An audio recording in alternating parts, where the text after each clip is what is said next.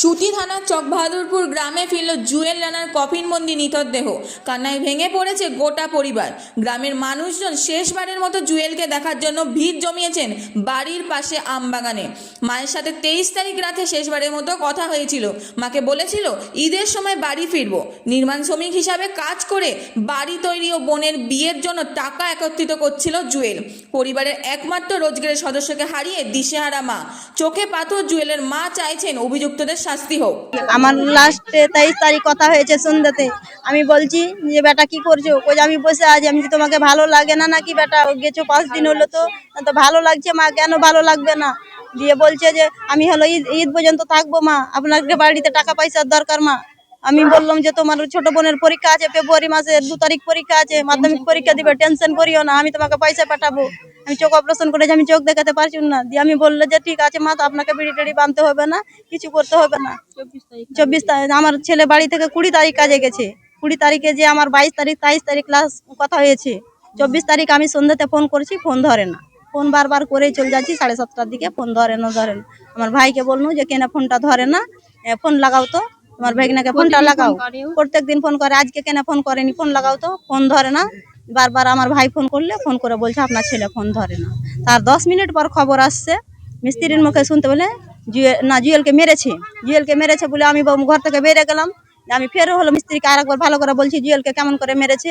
তারপরই 5 মিনিটের ভিতরে খবর আসছে জুয়েলের মৃত্যু হয়ে গেছে। আমি শাস্তি চাইছি। আমার তো একমাত্র একটাই ছেলে ছিল।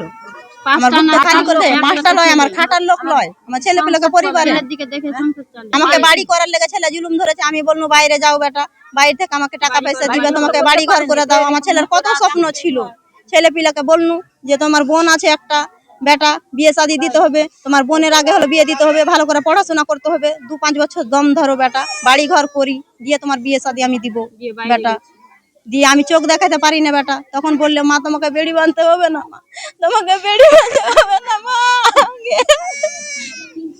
আগে কইছে তোকে বেড়ি বাঁধতে হবে না মা, তোর চিন্তা করিস না। উড়িষ্যায় কাজ করতে গিয়ে এইভাবে হেনস্থার শিকার হচ্ছেন, কেউ কেউ মারও খেয়েছেন। বাংলা ভাষায় কথা বলার অপরাধে প্রতিনিয়ত প্রাণ হাতে নিয়ে কাজ করতে যাচ্ছেন মুর্শিদাবাদের যুবকরা।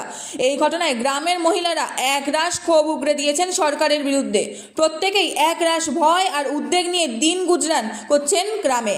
আজকে আমাদের দিয়েছে, কালকে আমাদের হবে। আমাদের স্বামী বাচ্চারা সব যাচ্ছে বাইরে, সবাই একই মার কি হয়েছে আমরা বুঝতে পারছি। আমরা মা সব আমাদের সব যায় বাইরে, আমাদের কতটা কষ্ট লাগছে বলো তো। কেন মারবে, কেন ভাই বোন ভাই সবাই যাচ্ছে বিদেশে, তারা অত্যাচার অন্য করছে। হ্যাঁ বাড়ির লোক বাইরে তো আছে, বাড়ির লোকে যদি এরকম যদি কাজ করে তো কি করে মেয়ে ছেলেকে খাওয়াবে?